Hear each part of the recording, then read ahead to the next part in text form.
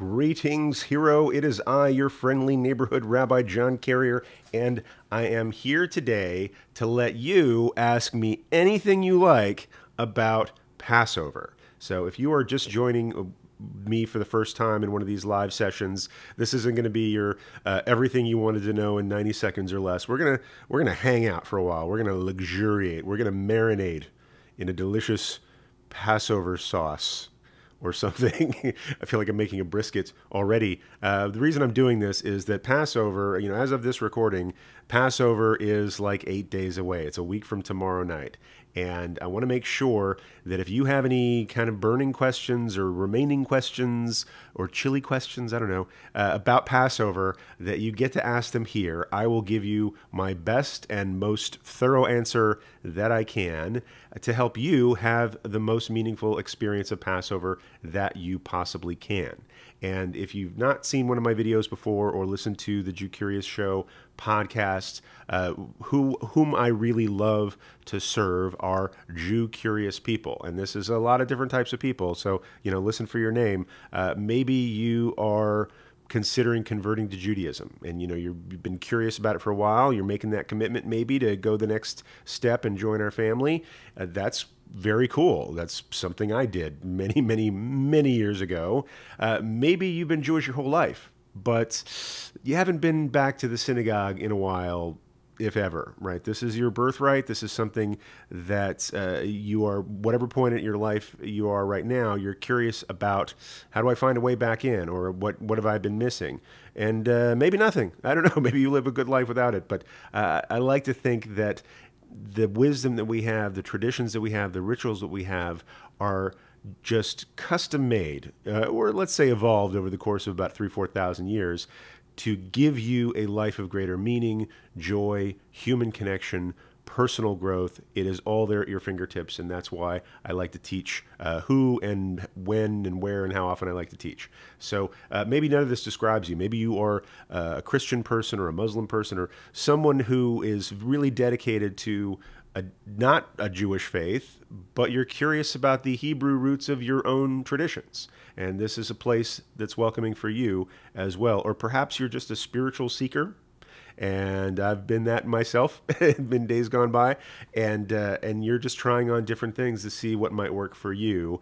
And you've come here today because you're curious about what's all this Passover business. And you're not alone, because this is the most frequently celebrated Jewish holiday, in the sense that something like 70% of Jews in America attend a Passover Seder, or one of these Passover celebratory and edutaining meals for several hours every single year. And so that's more than people who fast for Yom Kippur. That's more than people who light candles on Friday night or go to a synagogue regularly. This is it. This is the Super Bowl of Judaism, complete with snacks, only missing lots of snacks, because we only eat the flatbread and we only eat the bitter herbs. But there's brisket, which is nice. So we've got that going for us. In any case, I'm really delighted that you've joined me today. If any of those Jew curious labely things describes you, you are more than welcome here. And you're more than welcome to ask whatever questions you have in our chat. Now, for the past few weeks, I've been doing these AMAs, these Ask Me Anything sessions. I have been surprised that people have asked me so many questions, which it's been great. I thought I'd just turn the camera on and, hey, ask me anything, and just like, droop, droop, droop, droop, like a plague of crickets, to stay on the Passover theme. But people have been asking great questions, and people have been really nice to each other in the chat and very supportive. I'm just checking the chat to make sure my microphone's on and that people can hear me okay, because usually they'll tell me right away if they can't, which tells you that's happened before. So in any case, whatever question you have, we're gonna sort of scope it down a little bit to Passover. Let's focus on Passover questions today, because I want to make sure that over the course of the next, let's say, about an hour, I can answer whatever questions people have as they are thinking about Passover, preparing for Passover, trying to figure out where they're going to go, or who's going to come to their place, and things like that. So just want to say we've got some amazing people in the chat. I see Ari, Daniel, Val, Kathy's here, KG Wilcox coming back. Let's see. Got a lot of great people here, and it's just the people I can see right now. The other fun thing about what we're doing right now is that, God willing, I can get it edited and uploaded into Libsyn and out on the platforms. This is going to be a live studio recording for the Jew Curious Show, which is a podcast that we've been putting together since about I'll say late June. And it's been fantastic. We just crossed the 10,000 total downloads milestone. That's not big if you're like Serial or Adam Carolla, but for what we do together, teaching and learning Jewish stuff to Jew-curious people, that's just blown me away at how many people have responded to that, how many people have started learning together, and I'm really proud of that. And not just proud for my own work, but proud on behalf of my teachers who prepared me for this, and proud on behalf of the audience that has really become a community. And we'll talk more about how to connect with that community later. But because it's a live studio recording, every once in a while I'm going to do some weird radio-y stuff. Like I'm going to make some announcements and a little bit of intros and outros and thank yous and plugs for ways to connect afterwards. So don't be scared. It's not your typical YouTube stuff. I'm kind of doing double duty on this one. But the benefit of that is that for the sake of the podcast, I get to talk to people live via the chat. People ask questions, and then I answer those, and then that goes in the podcast, which means anybody listening to the podcast who has the same questions will get that question answered.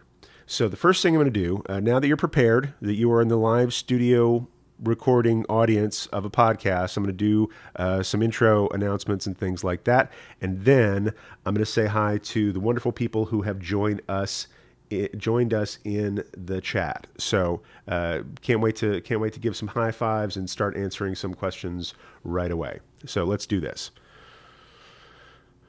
Hero, did you know that Passover is coming? Yes, I know. It seems like it comes sooner every year, closer than ever to Purim, although it's always the same distance from Purim, pretty much. Nevertheless, there is a teaching from the Shulchan Aruch, one of my favorite books, or I'll say sets of books, as it goes, in Jewish law, that it lists all the rules of Passover. And it says the first rule of Passover is that you should start learning about Passover 30 days before Passover. Why? Because it is so intricate and nuanced and rich in traditions and commandments and rules and customs and embellishments that you could almost never stop learning about it. But, then we have to move on to other holidays. In any case, today we are going to have an Ask Me Anything session live about Passover. So listen up, because if somebody has a question, you may have that same question and get that answered so that you will be fully prepared for the most meaningful Passover experience of your life so far, right after this bass. All right, we're going to take a little silence print just to make sure that we can clean this up later. Unfortunately, my air conditioner just cut out, so we might do it again a little bit later, but we're going to count to 10.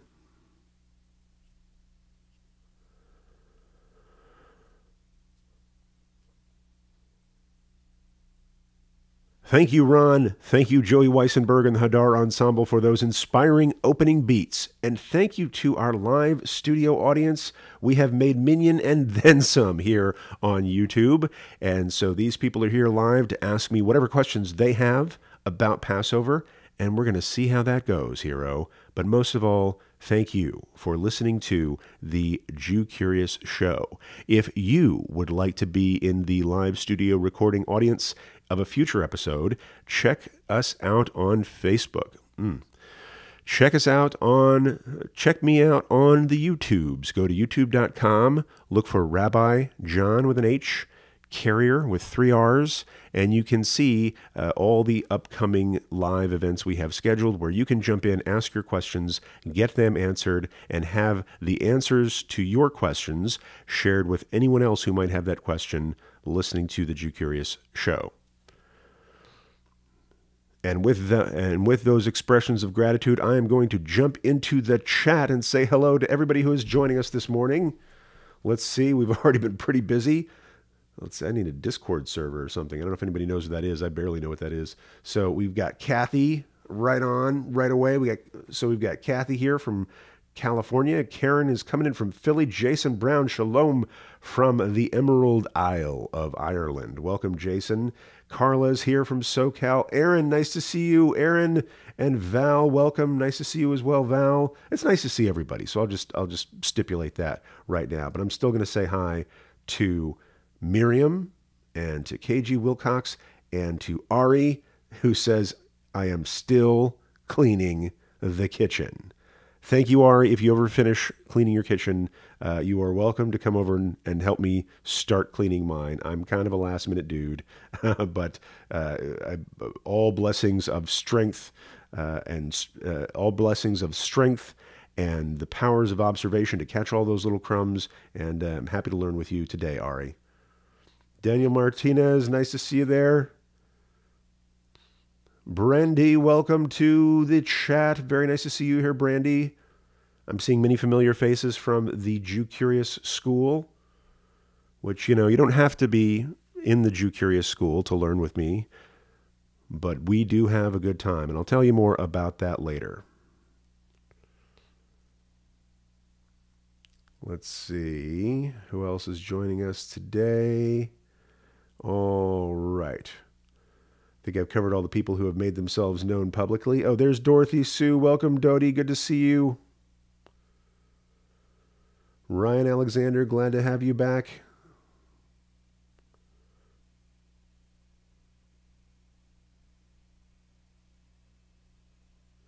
And before I jump into the questions, just want to share some things that people are talking to each other about in the chat. I'll say, when I'm teaching in a classroom, it's sometimes difficult when people are kind of chitter-chattering in the back of the room. It's kind of distracting for me and maybe some of the other students. What I love about this format is that I can teach all I want about Passover, and people can talk to each other in the chat.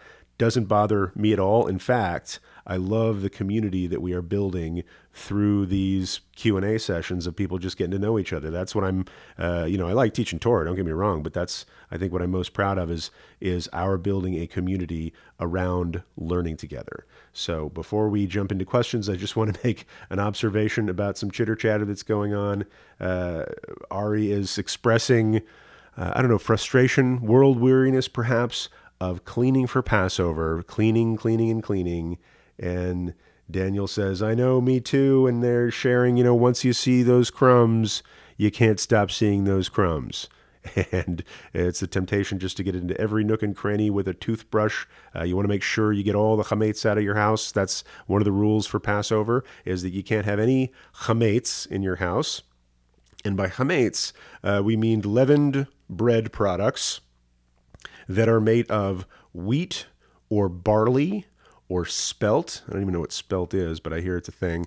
Or rye or oats. If you've got something made out of one of those things and it's not matzah or matzah meal or, hechshered kosher for Passover stuff, you got to get rid of it. You can't own it. You shouldn't be able to see it. And you, most importantly, shouldn't eat it. And so that's why in Passover season, it's kind of like holy Jewish spring cleaning, if you will. It prompts us to go over every nook and cranny of our house, but really every nook and cranny. We'll get more into that in a second. But you go over your house pretty meticulously. You get rid of all the little crumbs, and I don't know how many crumbs you have in your life.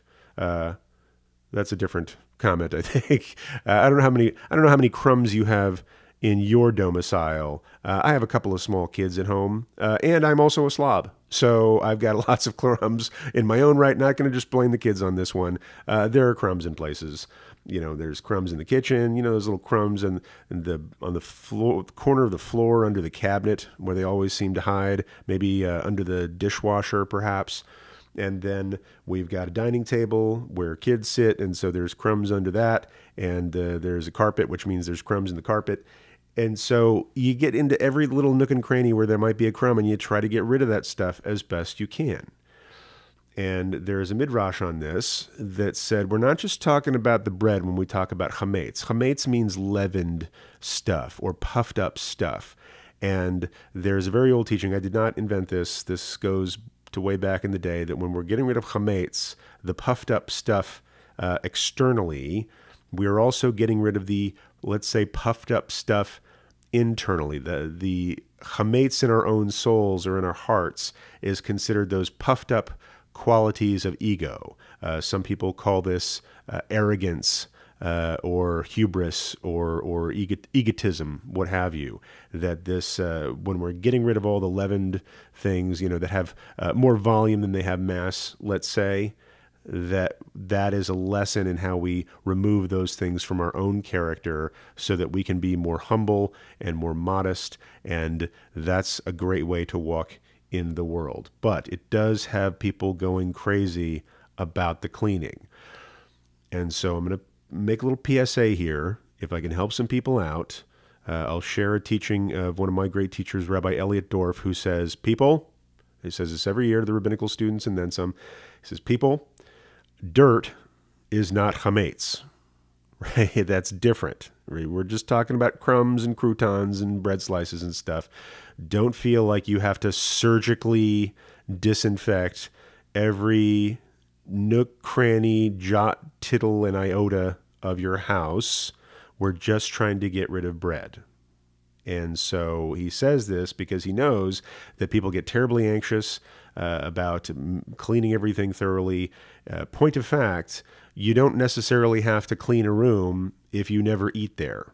For example, it's as long as you're cleaning and you got your rubber gloves on, maybe you want to clean the bathroom, but don't pretend like you're doing it for Passover unless you eat bread in your bathroom.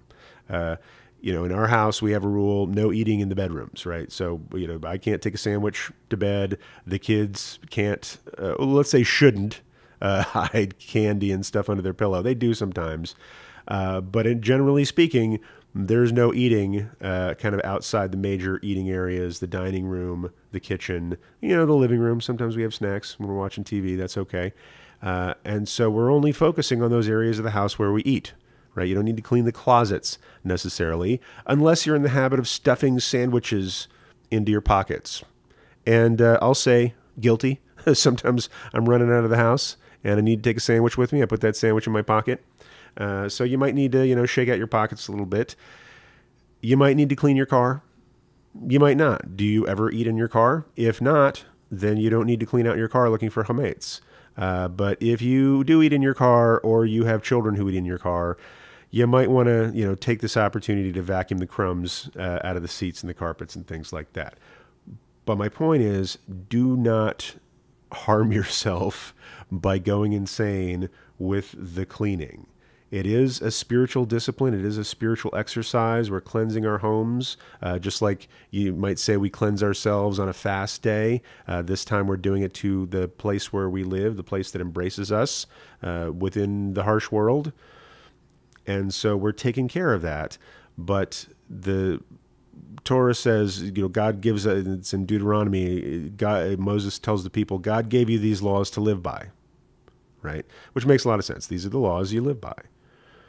But then the rabbis take that and interpret it further, live by and not die by, right? Do not, excuse me, do not mitzvah yourself to death, right? And I'm going to share with you a pro tip that I shared with people yesterday in the Jew Curious School and in my live intro class I teach here in LA. There is a practice when people are cleaning for Passover. Part of the process of koshering certain things or rendering them fit for Passover is to immerse them in boiling water, right?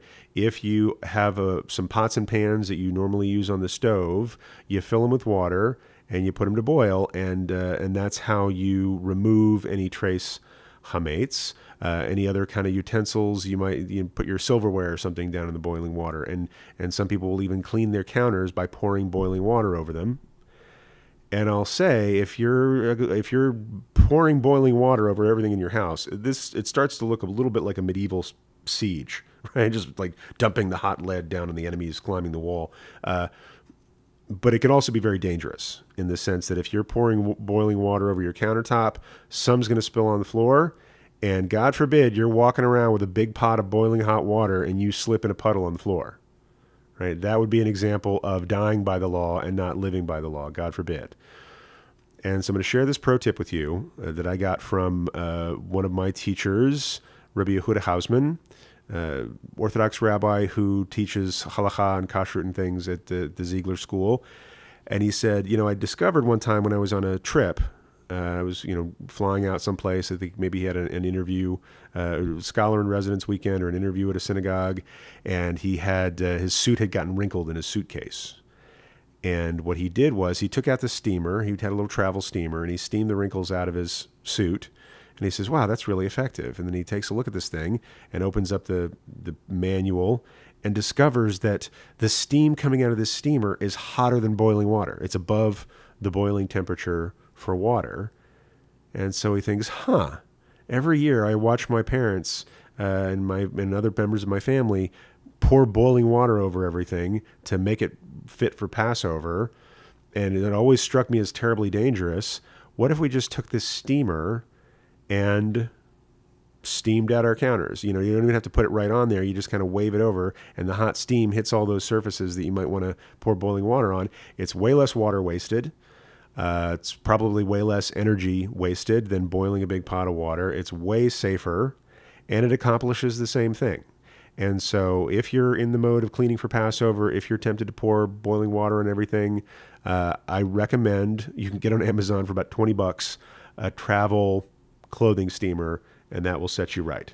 So that's not a question anybody asks, but now I really do want to get into the questions because I said you can ask me anything. So we're going to see how this goes, all right? So let's see. I'm going to go back to the top, and I'll just say if you're asking a question, make sure you put in question marks. That makes it way easier for me to find questions in the chat, especially because people are kind of high-fiving each other and making comments and stuff.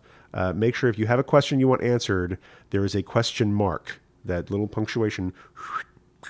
I don't know, that guy used to do it in there. Ari says, amazing, isn't it, Daniel? That's called a rhetorical question right there.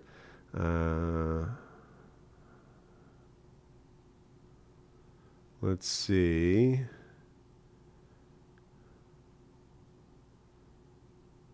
Kathy shares, yes, it's tough to clean, but I think that was Kathy. Hold on. Let me get this wrong. Let me make sure this is right. Daniel shares, yes, it's tough, but it feels great once it's done, but dang the process, LOL. Okay, I'm with you on danging that process, but it does feel pretty good when it's done, right? And you have to do it again until next year.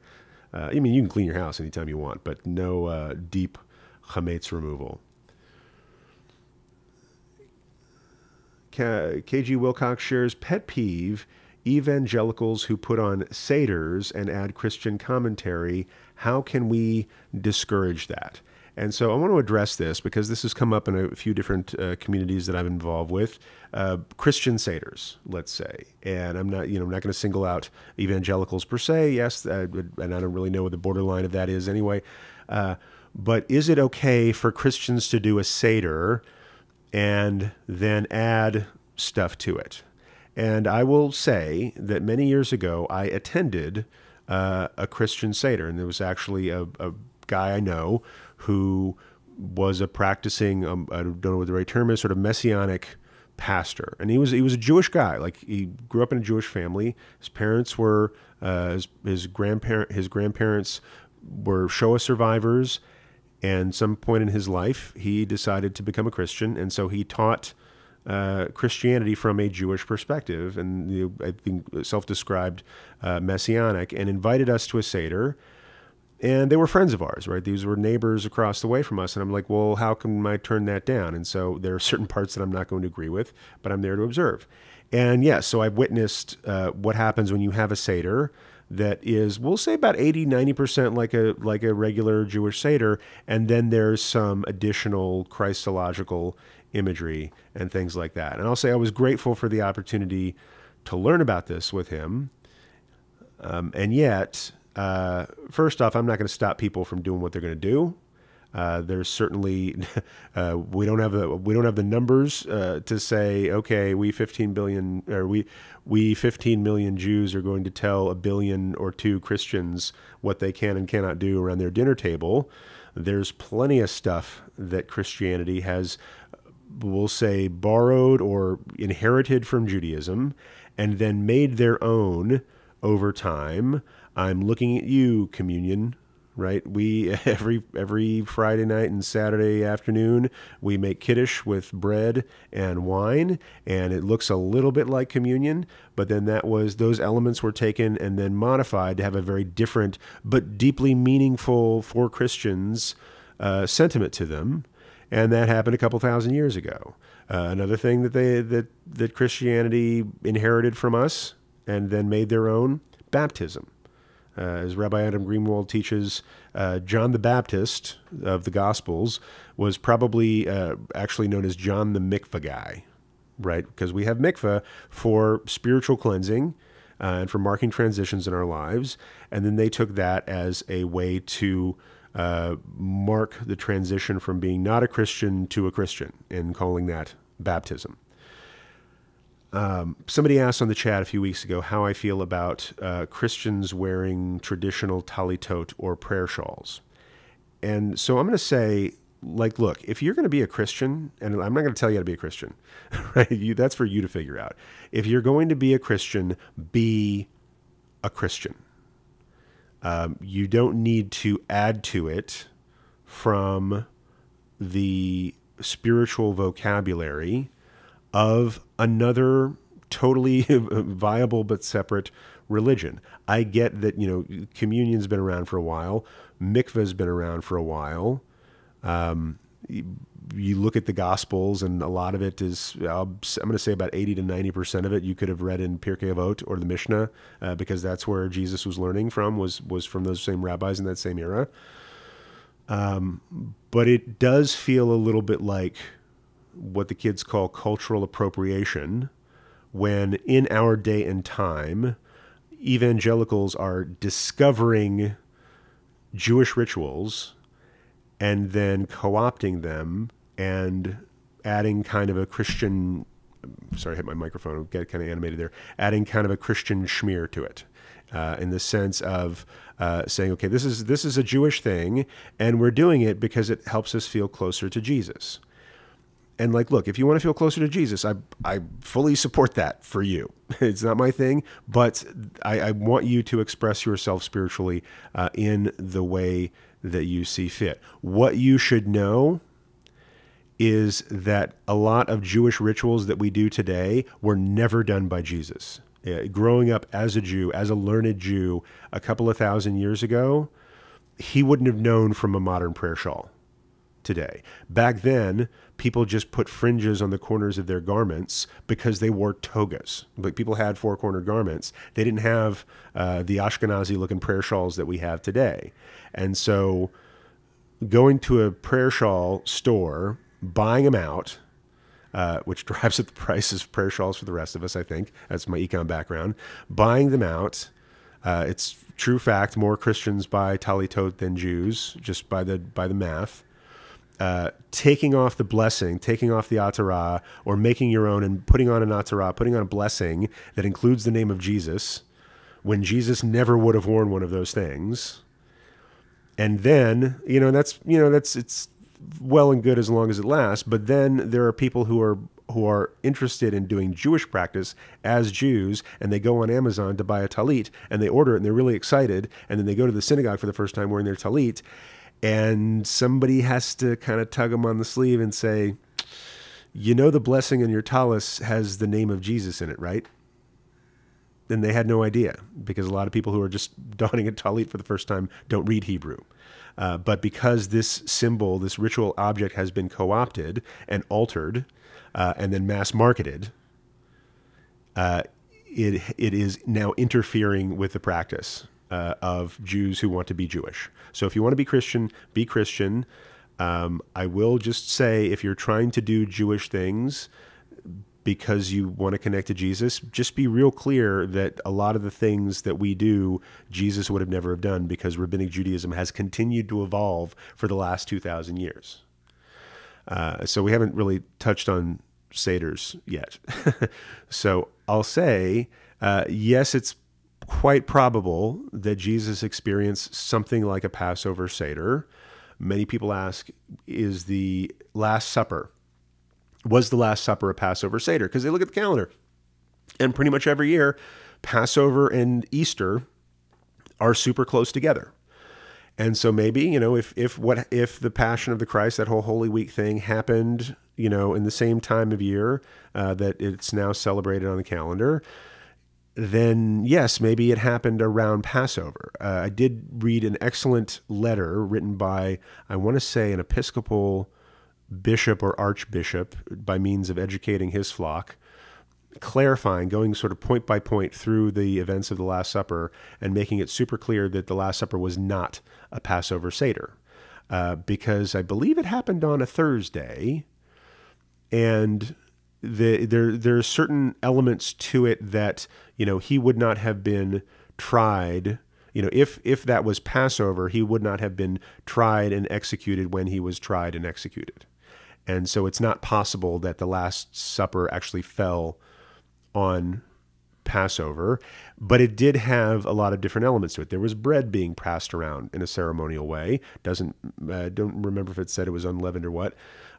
There are in the Easter story, starting with the Last Supper and going through the crucifixion, there are 4 instances of drinking wine, which is somewhat parallel to the 4 cups. And so people draw the connections. According to this Episcopal bishop, that at best, the Last Supper was a model Seder, right? It was modeled after the Seder, used different, ritual aspects of it that the disciples would have been familiar with to teach a different lesson. And it does have a similar theme of redemption and rebirth. However, if you're going to pick up a Haggadah and do a Seder like it's done now, don't pretend that this is something that Jesus did in the same way. And you've got a lot to celebrate this week. Let us have our holiday. And I don't know. I don't know why I'm getting as upset as I am. For the most part, I'm very, syncretistic or whatever that's called, ecumenical, that I do like learning with my Christian colleagues. And I would say if you really want to go to a Seder, and as a Christian, go to a Seder. Like, go to a Jewish Seder being held in a synagogue. Synagogues would welcome you. Or go to a Jewish friend's house and experience the Seder in its own right, rather than co-opting the Seder and doing it at your house for your purposes. It just feels like cultural appropriation for, either misguided, how do I want to put this? It feels like cultural appropriation for motives that are probably misguided, if not appropriative and nefarious. So I don't accuse anybody of any kind of bad behavior or intentionally trying to push out the Jews or anything like that. But just do your holidays. Like, you have holidays, and that's great. And invite us to attend. Some Jews won't go to Christian stuff, but some will. And I don't know a lot of synagogues that would close their doors to curious Christians who want to come and observe a Passover Seder as it's done. And if you want to then, on the drive home, talk to your family about how great that is. I'm not saying that there are no Jewish holidays you can celebrate, but just bear in mind the kind of intention, bear in mind the impression that it makes on people for whom those holidays are native, and just be conscious of that. And if somebody says they're uncomfortable with it, doesn't necessarily have to change your behavior, but you don't get to say that they don't get to be comfortable with it. And so I just want to put that out in the world. I know that's probably a little bit more controversial than I wanted to be today. So, but that's people ask me that, so I want to give my take. Again, it is Ask Me Anything. Ari writes, I'm sorry, I got kind of a soapbox there. Miriam says, you won't believe what you find behind fridges in terms of crumbs. Yes, especially when you're sweeping, you almost never move your fridge. And I would say if you now I'm a little flustered because I was on my soapbox and I don't like being there, but there it goes. If you don't have occasion to move your fridge, like Passover, people will almost never move their fridge from year to year. So that's in a very neglected place. And any crumbs that get to the floor that make their way under the fridge, that's like safe. That's base. They're feeling pretty safe there, unless they're in a particularly punctilious Jewish home. Let's see. KG Wilcox shares, some people go to resorts or on cruises for Passover. So this is a thing. Here, once again, here's the rule. You can't eat chametz, you can't see chametz, and you can't own chametz. Does that mean you necessarily have to clean your house? For some people who have the means and the motive and the opportunity, starting to sound a little bit criminal minds there. But if you have the means and you have the opportunity, it is totally okay to just lock up your house and leave it for Passover. By going on a cruise or going to a resort or a camp or something like that. Somebody was telling me back in the day when the Catskills all-inclusive resorts were popular there in, I guess, Pennsylvania, upstate New York, wherever the Catskills are, that they did a brisk business on Passover because people would just lock up their apartments or lock up their house, and they would sort of legally sell all the chametz in their house to a Gentile friend or neighbor so that they didn't own it. And they would repossess it when they came back. And so they were at the resort. They didn't eat chametz. They didn't own any chametz, and they didn't see any, right? Because they weren't in their house where it was. And so if you have the opportunity, and it's also nice because you just get to be in a place where a bunch of people are celebrating Passover, and you don't have to go shopping all week. You don't have to worry about things. So it's a nice thing to do if you can. I haven't tried that yet. I'm still stuck cleaning, but God willing, one of these days, maybe we'll take a Passover cruise. I've never been keen on cruises. Many years ago, somebody described a cruise to me as a hotel that you can't leave.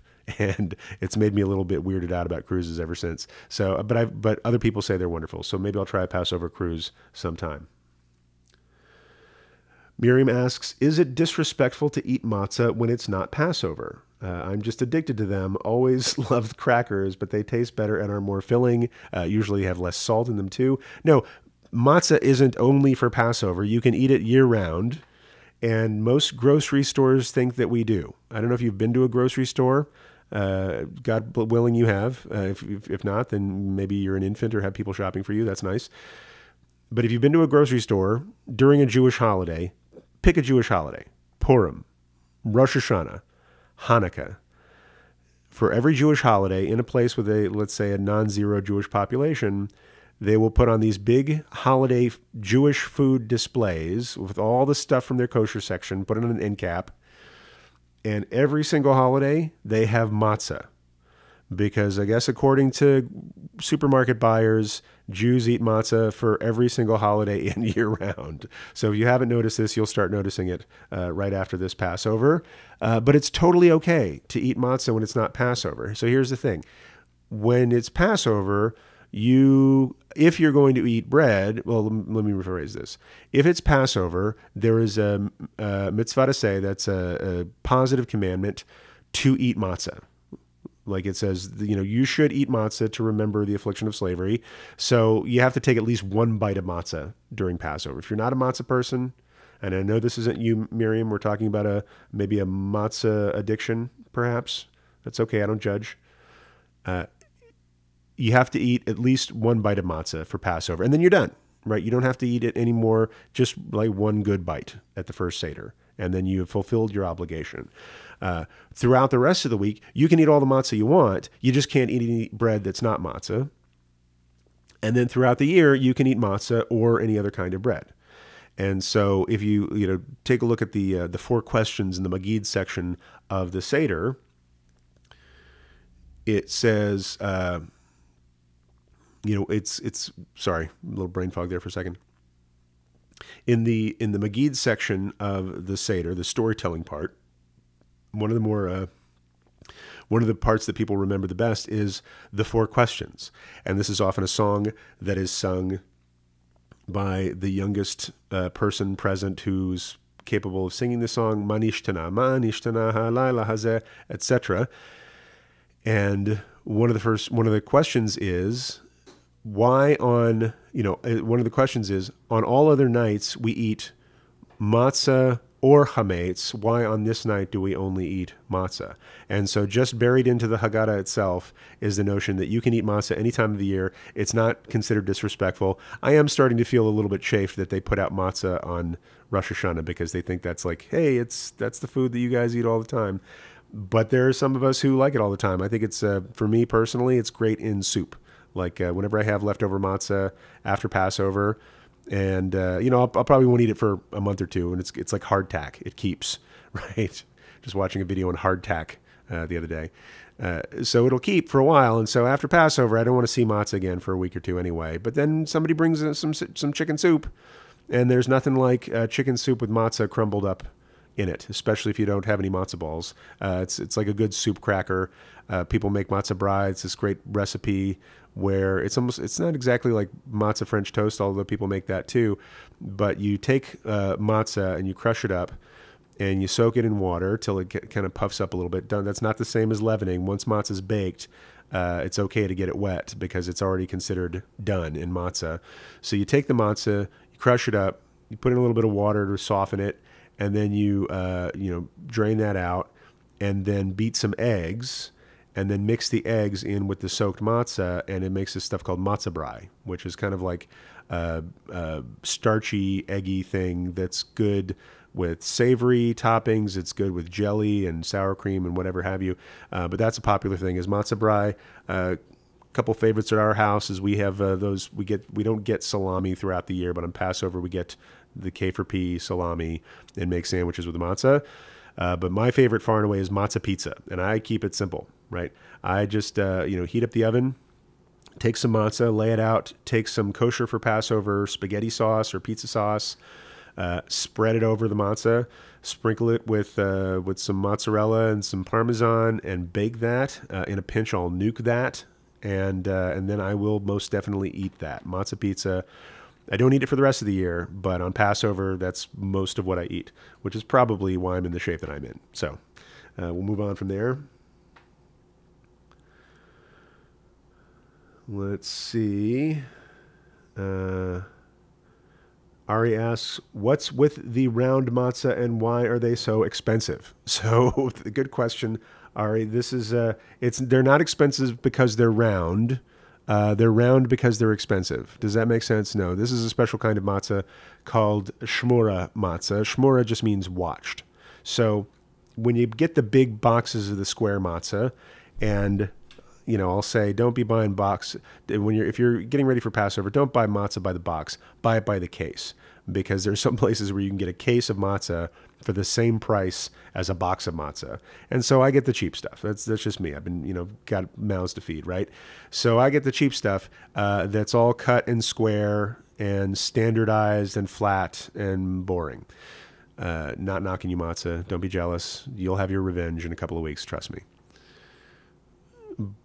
But this goes through But these are made by a factory where all the machines have been adjusted, so they're reasonably certain that the flour and water mixture is not left for more than 18 minutes. And so it's sort of, as opposed to shmura matzah, which means watched. This is more like trusted matzah or planned matzah. That's the factory stuff.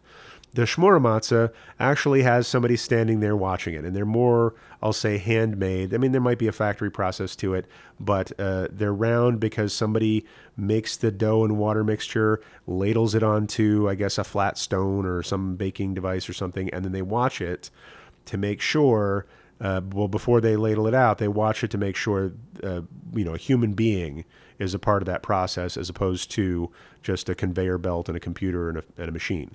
And so because it's been watched, it's like extra kosher, if you will, I think is what they're trying to get across.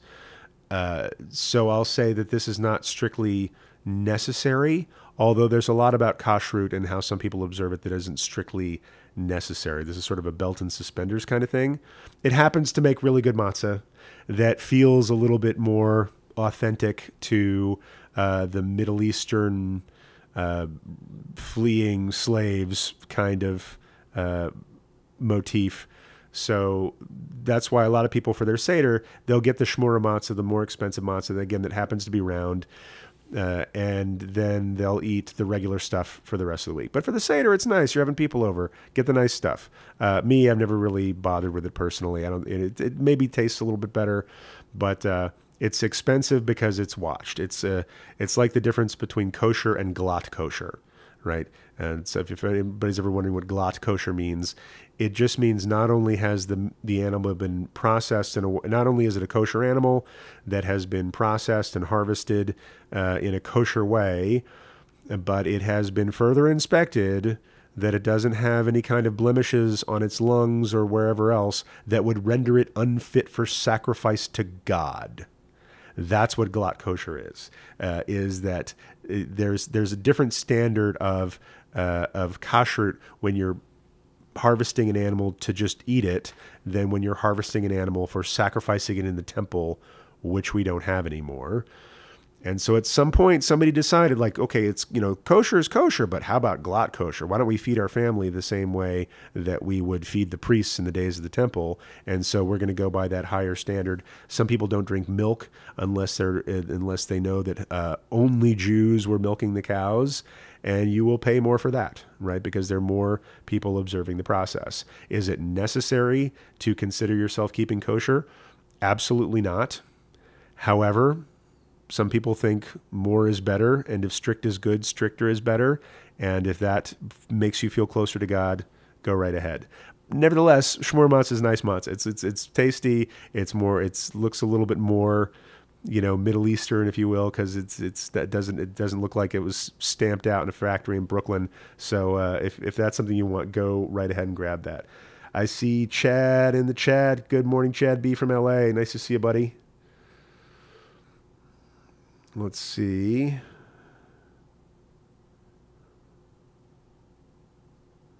I see my buddy Count Connor. Howdy, hey, Count Connor from Delaware by way of Burbank, or is it Burbank by way of Delaware? Good to see you. Thanks for being here, brother. If you have any questions for Passover, send them my way. I see some question marks in the chat. Do you have to eat the horseradish if that's what they're serving?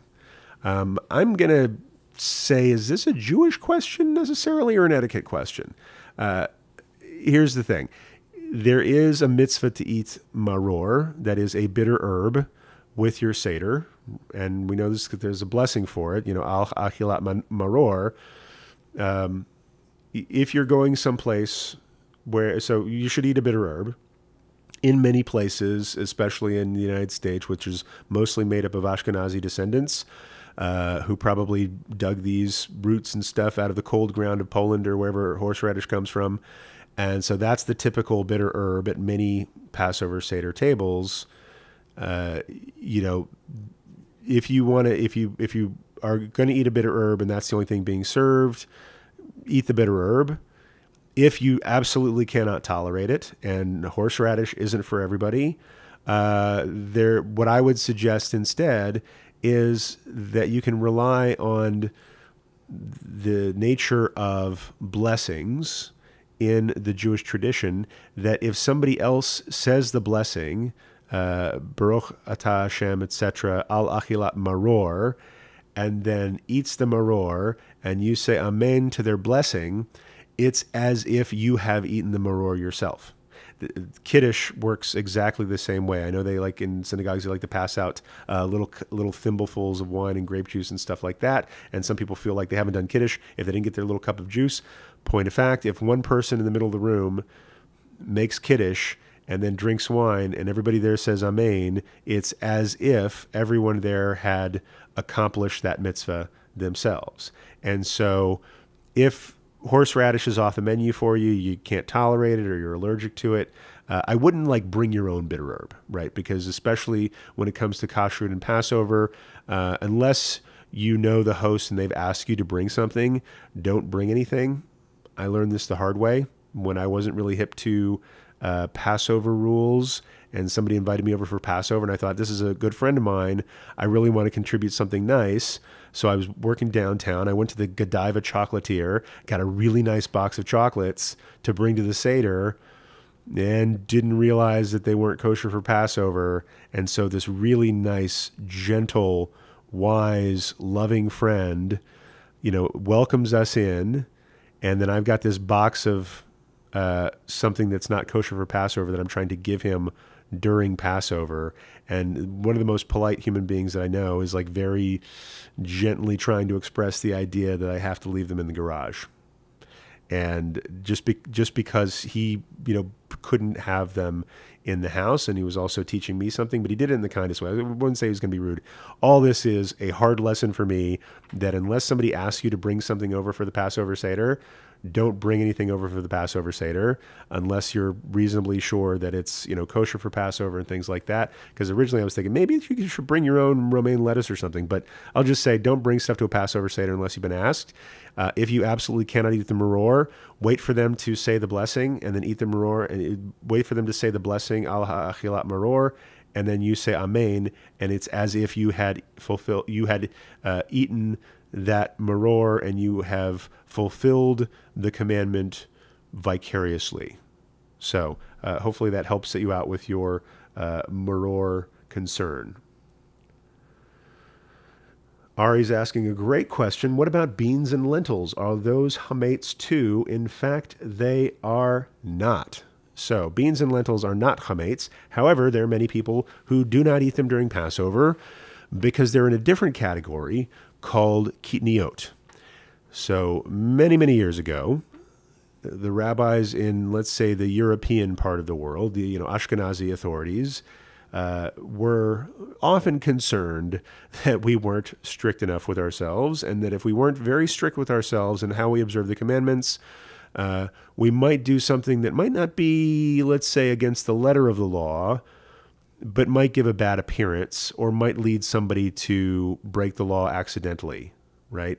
And so a lot of this category of law is called marat ayin or maras ayin, something like, depending on where you're coming from. But marat ayin means sort of misleading the eye. An example of this that goes back to Maimonides is somebody was asking Maimonides, can you drink almond milk with meat? Right, because I guess they had almond milk back then. Even this was like Sephardic territory, Muslim Spain, circa 1100 of the Common Era.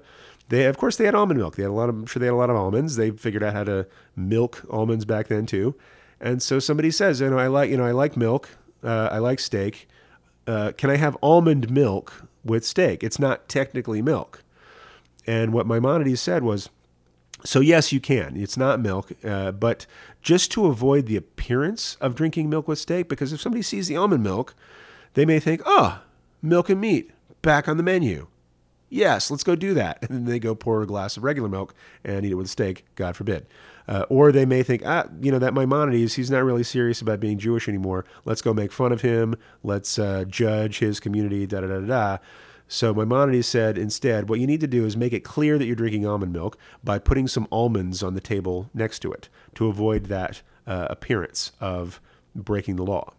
And I believe kitniot, although Maimonides wasn't Ashkenazi, kitniot is sort of the same thing insofar as, if we eat things that are grain-like, including rice and corn and legumes, they have similar qualities. They're starchy. You can make bread out of lentils, I think. I've never attempted it myself. I've heard of like lentil loaf. I love dal, but I'm not like a lentil aficionado. But things that are starchy and grain-like, even though they're not on the list of the five, they're not wheat, barley, spelt, oats, or rye, they kind of walk and talk and quack like grain. And so if people see you eating that, then they'll think, oh, grain's back on the menu this week. I've been doing Passover the hard way this whole time. Or you might make bread out of it that might leaven or something like that. And so they created this other category called kitniot, which includes, again, rice, corn, legumes. My least favorite in this category, mustard seed, because they saw that mustard has these little seeds, and the seeds look a little bit like grains, and God forbid you crush up mustard seeds and bake bread out of it. Ugh. Can you imagine? So that's the time of the year where I'm eating like the most salami and hot dogs and stuff, and I can't have mustard. It's a shanda, really. But I get over it. It's just a week, and then I eat some pizza and beer, and I'm cool again.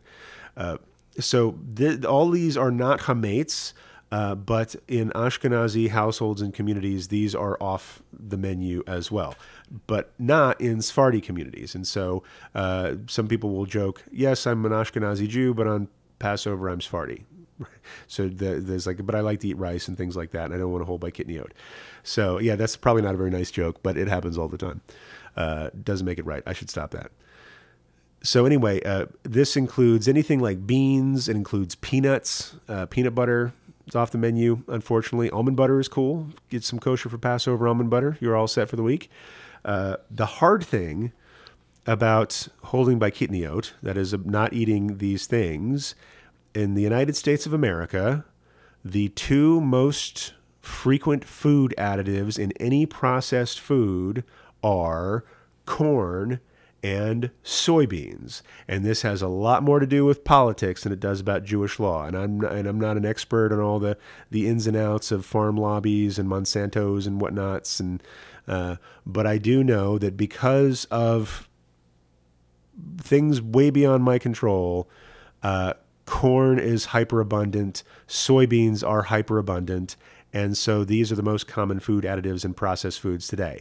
That's why it's really difficult to get and more expensive to get kosher for Passover processed foods, because you have to avoid most of the grocery store. Like, it is ridiculous. Things you think have no reason to have corn in them have corn in them, and soybeans, etc. It's a cheap source of protein and certain things that make food taste and feel the way it does. There's hardly a sweet product on the shelf that doesn't have corn syrup in it, which is also considered kidney oat, which means most soda pop, if you're a soda pop drinker and you drink soda pop with sugar in it, it's not really sugar, it's corn syrup. But one of the reasons my kids always have loved Passover is because we have on Passover things that they don't normally have, like soda pop. Most of the year we don't drink soda pop, but on Passover we get the special kosher for Passover soda pop, which is like Dr. Brown's or Coca-Cola that's labeled that it's made with sugar instead of corn syrup. And so I'm just saying you have to be careful out there when you're buying processed foods to look for kosher for Passover stuff. If you are, especially if you're holding by, we don't eat kidney oat, like beans or corn or peanuts and things like that, because they are in everything. The good news is, once a year, you can get kosher for Passover Coke, which is almost as good as the Coke that comes from Mexico. And I know this because after Passover one year, we did a taste test, me and my sons. But what makes kosher for Passover Coke kosher for Passover is that it's made with sugar instead of corn syrup, and for many people that tastes better. And you can tell when you go to the grocery store, look for the Coke that has, like, if you're looking for like a 2-liter bottle of Coke, look for the 2-liter bottle with a yellow cap on it. And if you look really closely at the yellow cap, you'll probably see that it's kosher for Passover. So I don't drink that much Coke during the year, but I do like to stock up during Passover, because it's Passover. Why not? Let's see.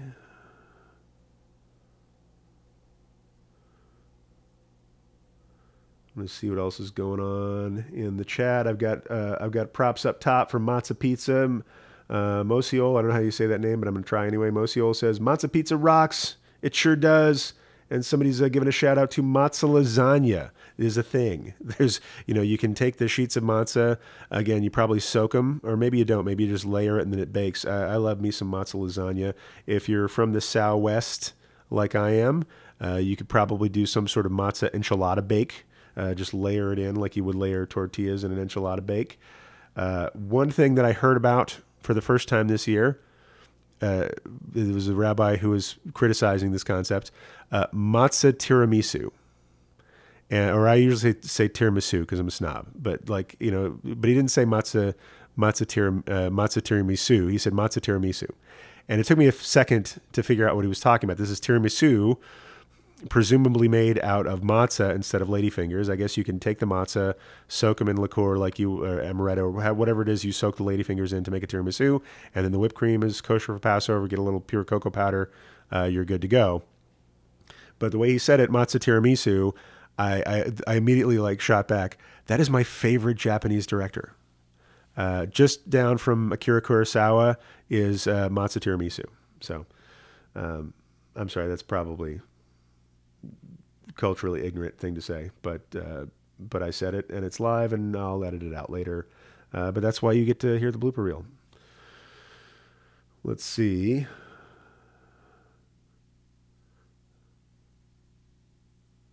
KG Wilcox shares the conservative movement allowed kitniot in 2015 per Wikipedia, the renowned source of all truth. So I'll say there's a lot of good stuff on Wikipedia. I do learn a lot from Wikipedia myself. If you're learning the Parshat HaShavua, the weekly Torah portion, I actually really recommend the Wikipedia page on the Torah portion. But only because I know some of the guys involved there. I know one of the guys who does the editing, and I trust him. So it's got a lot of great stuff there. Some other places on Wikipedia you got to watch out. But they are right that in, I believe, 2015, the conservative movement, or rather, a rabbi on the, and I forget if it was Rabbi Joel Rembaum or Rabbi Elliot Dorff, wrote a responsum, a tshuva, for the conservative Jewish, the Committee on Jewish Law and Standards, and what a tshuva or legal responsum, it doesn't mean like this is the law for all conservative Jews. It is a position that has been voted on as a what's the word? It's a position that it's a legal position paper that members of the committee vote on to declare it a valid legal perspective. It doesn't mean that everybody follows it, but it means that they agreed that the rabbi studied the right stuff, went through the right process, and what that rabbi answers is adequate for any community that wants to adopt that. However, Judaism is really decentralized, however, Judaism is really decentralized in that all the power kind of devolves to the local community. The rabbi of a community sort of sets the standards for that community in consultation with the community members themselves and reading these tshuvot. There's a lot of inside baseball. But just to clarify, it's not the rule that all conservatives now eat kitniot. This rabbi was saying that if you want to, you can.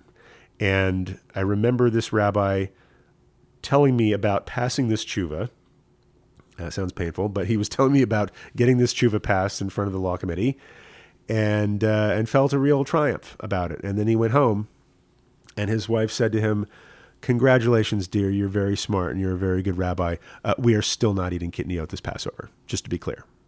And so I'll say that family traditions run deep.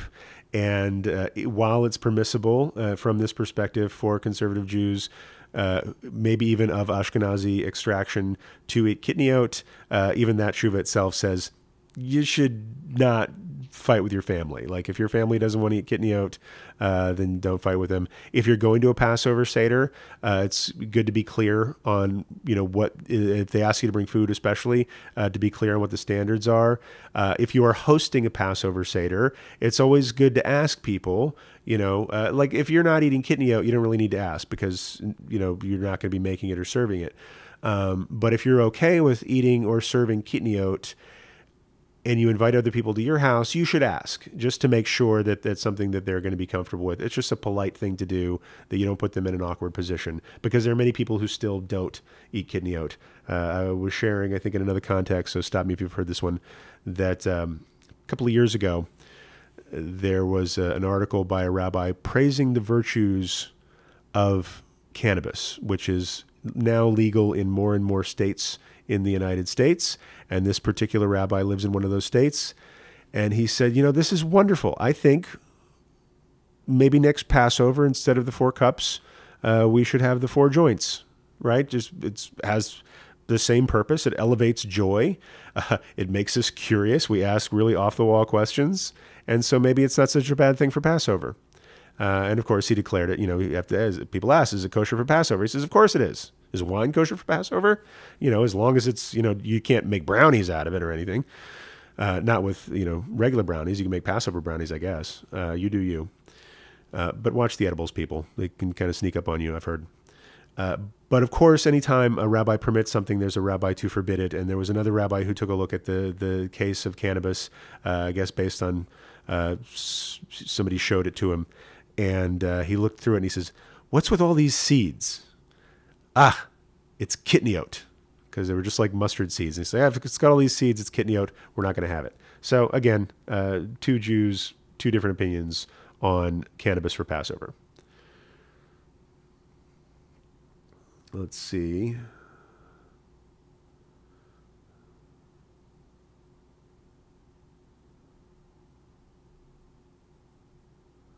Just going to look for more. questions here. Then we're going to wrap this up. We can go for about an hour now. I got some really good questions. Got some really practical questions. I got a little soapboxy on the whole evangelical Seder thing. But I'll say, like, look, I've just want to be super clear. If you are a Christian and you're curious about the Christian roots of your tradition, I'm happy to learn with you. Understand that there are some things that I'm going to have a strong opinion about, but I would rather learn those things in dialogue. This sort of tears me up because I hate saying no to people, but I'll say, like, if you're a Christian person and you're listening to this podcast because you want to know more about the Hebrew roots of your own faith, you are more than welcome here, and you're more than welcome to learn with us. And some of the things you will learn about are things that make Jewish people uncomfortable, and for good reason, and for probably long historical reasons as well. So I got a little soapboxy there. Sorry, not sorry, I guess. Somebody asked a question. Chad B says, I'm learning in a conservative synagogue in the LA area. Do you recommend attending a Seder there? I absolutely do. I'll say my favorite Seders are Seders that are in people's homes. Because I think that's, for me, that feels like, and I say that, I'm going to be leading a second night Seder or co-leading a second night Seder at a conservative temple in Pasadena. But if you can attend a Seder at home, at either your home or somebody else's home, like, it should be with people. Like, don't just like sit in your apartment and do a Seder. If you have to, you can. You absolutely can. But I think way better than that would be going to somebody's home for a Seder. Just because it gets it kind of out of the synagogue building, and that's where I like to think most Judaism lives. However, if you can't find a seat at somebody else's Seder, going to a synagogue for a Seder is a great alternative.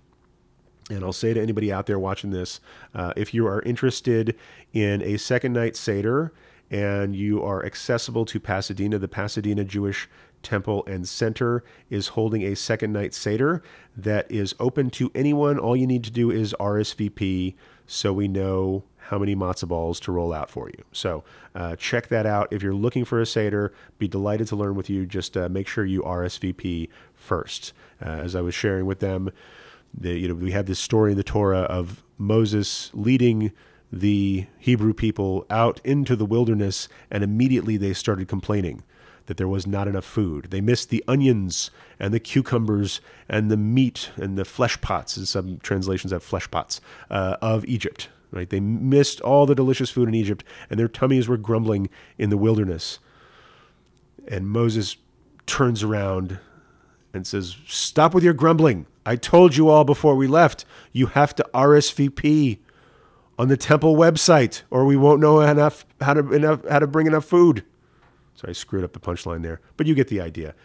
Anytime you want to go to a community Seder, just make sure you let them know you're coming, and I'd love for you to join us in Pasadena if you are capable and interested. If you're capable and not interested, that's cool too. Alrighty. I'm just going to look for any questions, and then we are going to wrap this up. Listen, if you're watching this on the replay later and you have questions, if you're watching this in the replay and you have questions that we didn't answer, then make sure you put them in the comments below. If you liked watching this video, if you learned anything from it, give it a big thumbs up here on YouTube, or it's a little picture of a thumb underneath the video. Click that. And in just a second, I'm going to do the kind of outro stuff. So somebody asked, is it okay to, if you're not eating kitniot, is it okay to have kitniot as long as you don't eat it? I'm just going to say it's kind of a gray area. Some people will get rid of all their kitniot just to not have it, lest they be tempted to eat it.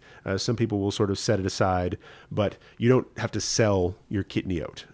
And you don't have to necessarily, if you see some corn, then if you're not eating corn and you see some corn, you're not breaking any rules. But don't eat it. Just don't eat the kitniot. I will say, if there are people who are eating kitniot, at least here in Los Angeles, we have great kosher grocery stores that have shelves marked of things that are kosher for Passover for those who eat kitniot. If you don't, you know to avoid those shelves. If you do, then there's stuff there for you.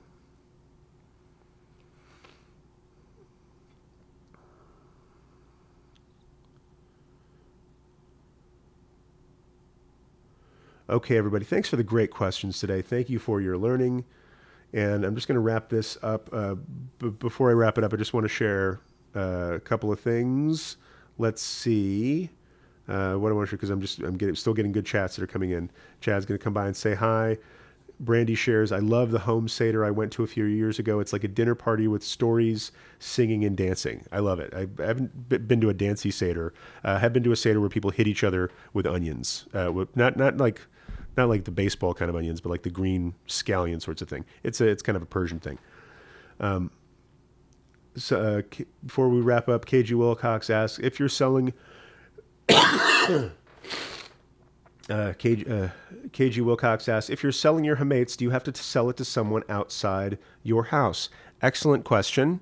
I would say presumably not, in the case that if you're selling your hametz and you're storing it on your property, because usually when we sell our hametz, we store it on our property, just someplace that's out of reach and out of sight. Part of the selling hametz is the person you're selling it to has to be notified where it is, so if they actually wanted to possess it, they could come get it. That's how you know it's sold. But maybe you could sell your hametz to a roommate, as long as you can't get to it and you can't see it, and it's in the domicile of the person that you're selling it to, aka your roommate or whatever that arrangement is. Then yes, I believe you could technically sell chametz to someone who lives with you. It just needs to be out of your sight and kind of locked away where you're not going to be tempted to have a yeast feast, as it were.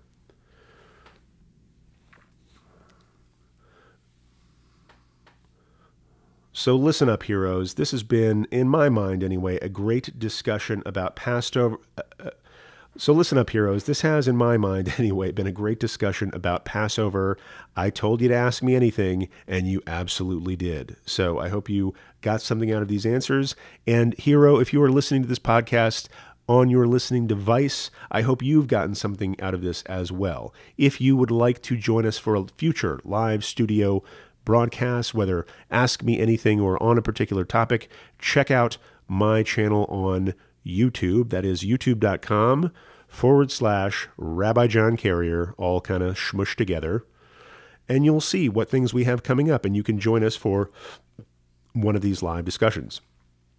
Another great thing to do is to get connected to Jew Curious people just like you. And the best way to do that is to go to jewcurious.show/JCC, as in Jew Curious Community Center. This is a lovingly tended, carefully guarded, troll-free private Facebook group just for Jew Curious people like you. And you can go to that website, jewcurious.show/JCC, to sign up and get directions on how to join that private group.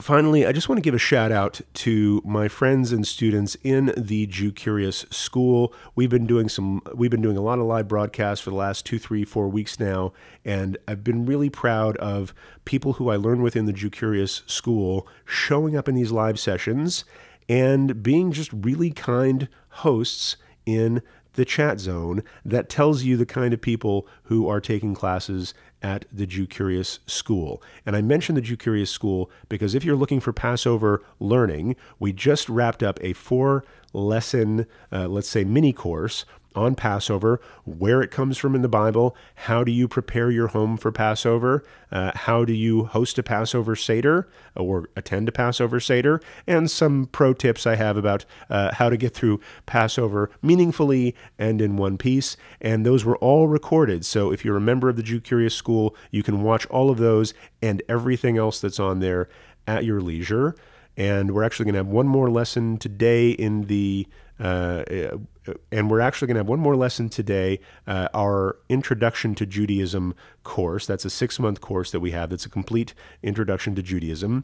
Today at noon Pacific time, our topic is Passover. So we're going to give another, say, 1-hour overview of Passover. It's a great place to show up with your friends, ask what questions you have, and if you can't make the live sessions, they're always recorded for you to access at your leisure.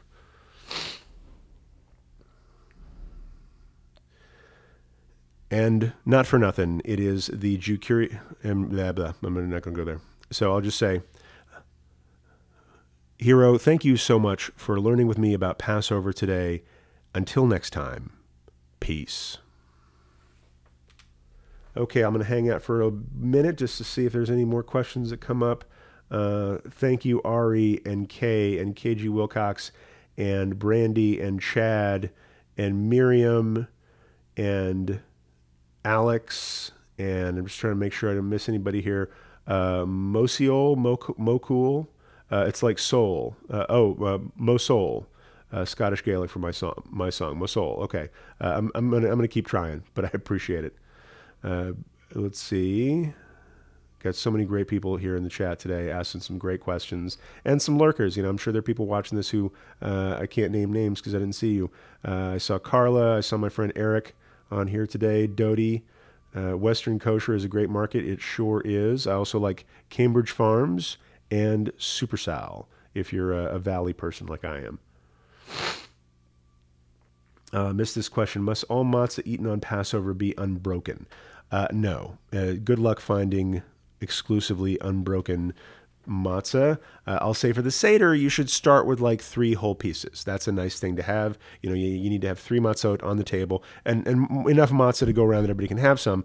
But part of the ritual of the Passover Seder is you have 3 matzot, and those should be whole, just in the same way for Shabbat you would have sort of 2 whole unbroken loaves of challah, for example.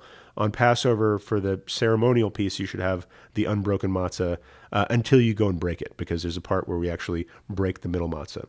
But it's not. But if you're just like making matzah pizza and stuff like that, or matzah brai, it doesn't have to be perfect.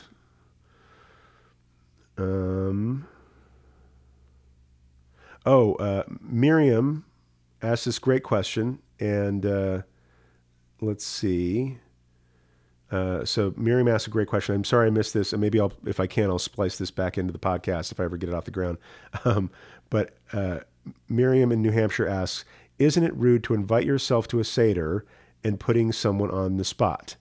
I super duper appreciate this question because the answer might surprise many people. And look, this is my take.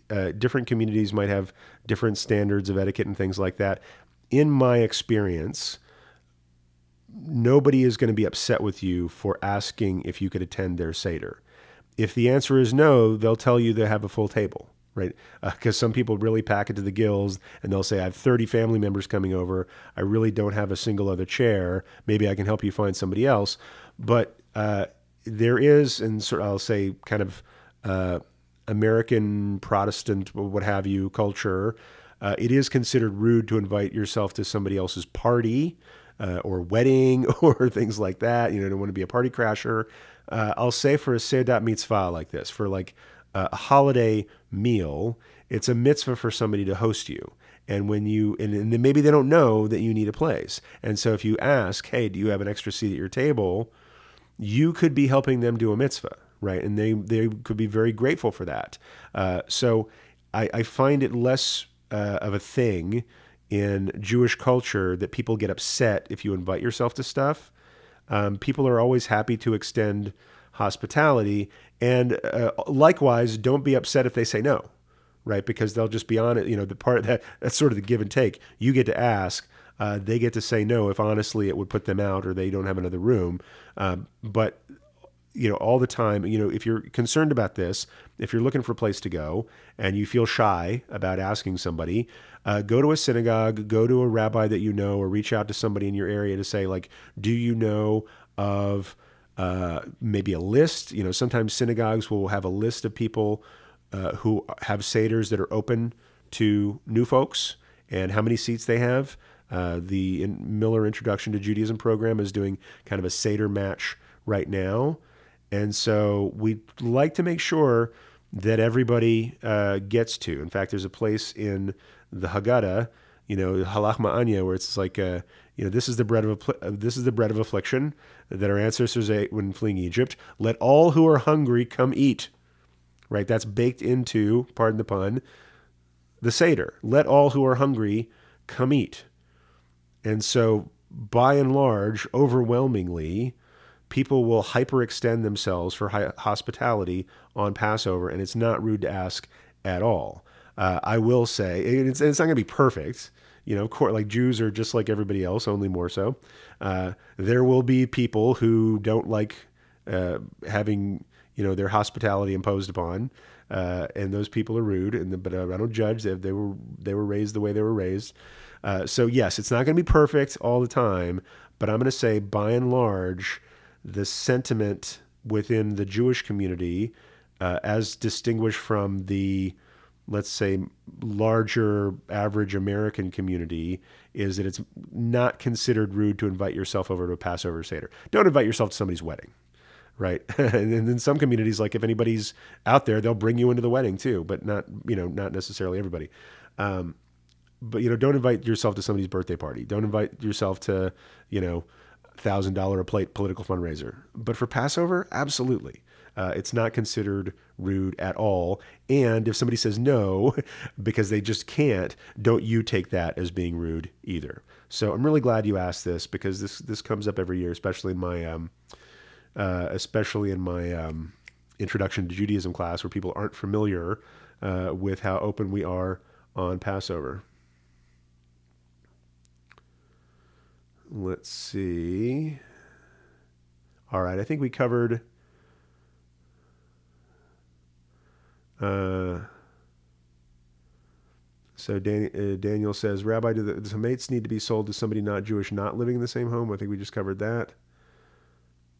Typically it's somebody outside the home, because I'll say historically, Jewish people live with Jewish people and not Jewish people live with not Jewish people. And so that's kind of the norm. However, in a much more blended culture, I can imagine in blended families, Jewish people live with not Jewish people. The idea is just go back to the basics.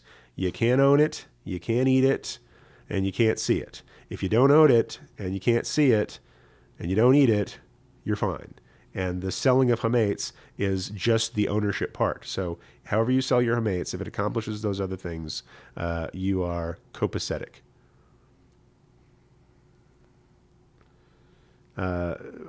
Miriam asks, how do you technically sell chametz? Do they pick it up or do you bring it over? How it usually works is you take the chametz that you have and you sequester it. You put it in, I don't know if you've got a storage locker somewhere or a little corner of the garage. You put it someplace where you won't bump into it or see it normally walking around your house. You don't actually give it to the person, but you put it someplace. It's typically you put it someplace in your house, in the shed, I don't know, whatever you do you. But you don't have to actually hand them all of your hametz. It is a contractual sale only. And usually how this works is the rabbi of the community will give you a little form you fill out, and you maybe list in general terms what kind of hametz you have, like 8 loaves of bread, 4 bottles of whiskey, blah, blah, blah, blah, or just say all the hametz in my house. And there's usually a place on there where it says, where is it stored? Because you don't have to give it to them. You do have to tell them where it is. So should they want to come collect, they could. They won't.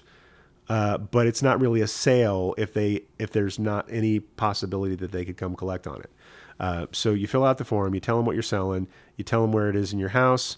You usually make a donation to the synagogue or something as a kind of a broker's fee, but it's just really a fundraiser. And then that contract stipulates that at the end of Passover, they will sell it back to you for the exact same amount that you sold it to them for. So no money actually changes hands except for any donation you make in the process. And the chametz doesn't actually go anywhere except where you stored it. And then after Passover, you wait a little bit and then you take your chametz back out and it's yours again.